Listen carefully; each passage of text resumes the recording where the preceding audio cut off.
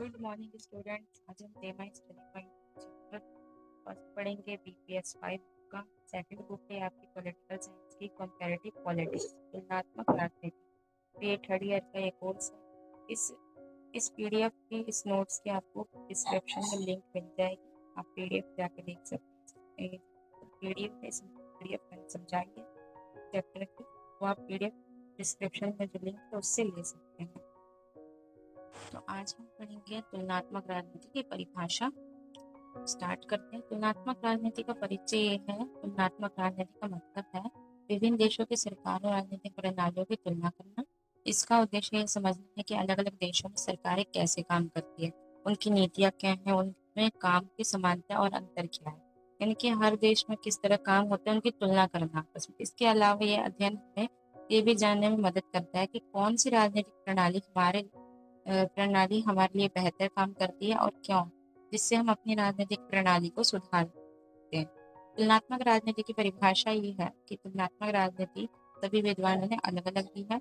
Edward Freeman कहते हैं कि तुलनात्मक राजनीति का मतलब कि विभिन्न देशों की सरकारों और उनकी राजनीतिक संस्थाओं का तुलना करना, उनका विश्लेषण करना। रॉल्फ ब्रायन बनती तुलनात्मक राजनीति का मतलब बताते हैं कि उन तत्वों की पहचान करना, व्याख्या करना जो राजनीतिक कार्यों और संस्थाओं को संभावित करते हैं।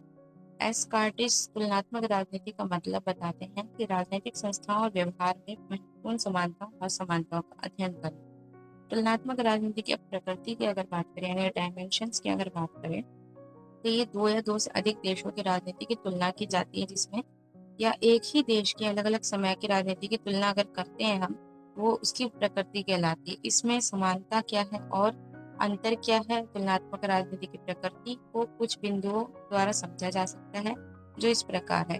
पहला है व्यवहारवादी दृष्टिकोण, दूसरा है ऐतिहासिक और समकालीन, और तीसरा है व्यापक क्षेत्र।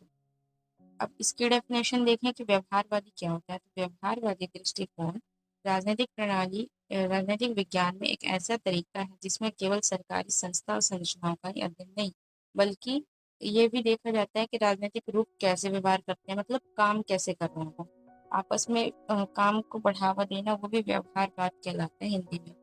हिंदी में शब्द थोड़े डिफिकल्ट होंगे लेकिन मीनिंग बहुत ईजी है इसकी। इसमें राजनीतिक संस्कृति, सामाजिक कारक और निर्णय लेने के तरीके का अध्ययन होता है, अध्ययन शामिल है। अब सेकंड की अगर बात करें कि तुलनात्मक राजनीति की प्रकृति में ऐतिहासिक और समकालीन विश्लेषण की बात क्यों करते हैं, तो इसलिए करते हैं अगर इतिहास नहीं होगा तो हम वर्तमान को कैसे कनेक्ट करेंगे इतिहास से। तो तुलनात्मक राजनीति में ऐतिहासिक और समकालीन दोनों, समकालीन का मतलब यहाँ पर वर्तमान से है, जो भी करेंट जो सिचुएशन, करेंट जो पॉलिटिक्स जो चल रही है उससे कनेक्ट करना इतिहास को। तो यहाँ पर ये बात हो रही है। तुलनात्मक राजनीति में ऐतिहासिक और समकालीन दोनों दृष्टिकोणों से अध्ययन किया जाता है, जिससे राजनीति के विकास और परिवर्तन को समझा जा सके। ऐतिहासिक दृष्टिकोण अतीत में क्या हुआ यह दिखाता है। समकालीन दृष्टिकोण हमें वर्तमान घटनाओं और प्रवृत्तियों को समझने में मदद करता है। अब दोनों दृष्टिकोण क्या है कि मिलकर हमें राजनीतिक बदलावों की गहरी समझ देते हैं। थर्ड है व्यापक क्षेत्र। तुलनात्मक राजनीति का क्षेत्र बहुत बड़ा हो गया है। इसमें न केवल देशों की सरकारों और उनकी कार्य प्रणालियों का अध्ययन होता है, बल्कि कबीलों, समुदायों, संघों, समूहों और गैर राज्य इकाइयों का भी अध्ययन शामिल है। इसका उद्देश्य विभिन्न राजनीतिक प्रणालियों और समूहों के बीच अंतर और समानताओं को समझना है। तुलनात्मक राजनीति के क्षेत्र ये तीन हैं: राजनीतिक समाजीकरण का अध्ययन, राजनीतिक संस्कृति का अध्ययन, राजनीतिक दल तथा हित दल। इसको अगर हम ब्रीफ में पढ़े तो आप इसको डिफाइन कर सकते हैं।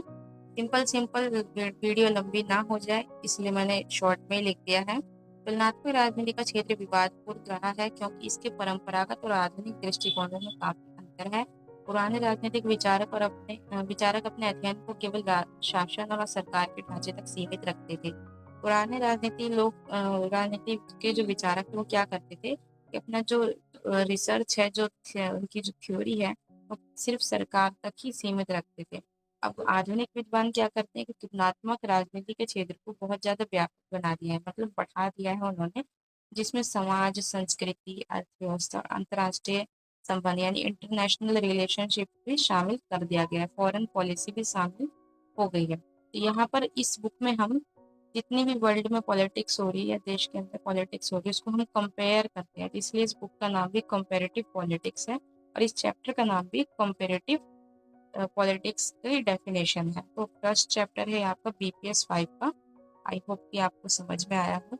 वीडियो अच्छी लगे तो लाइक कीजिए और सब्सक्राइब कीजिए चैनल को, बेल आइकन को हिट कीजिए और चैनल को ज़्यादा से ज़्यादा शेयर कीजिए। Thank you.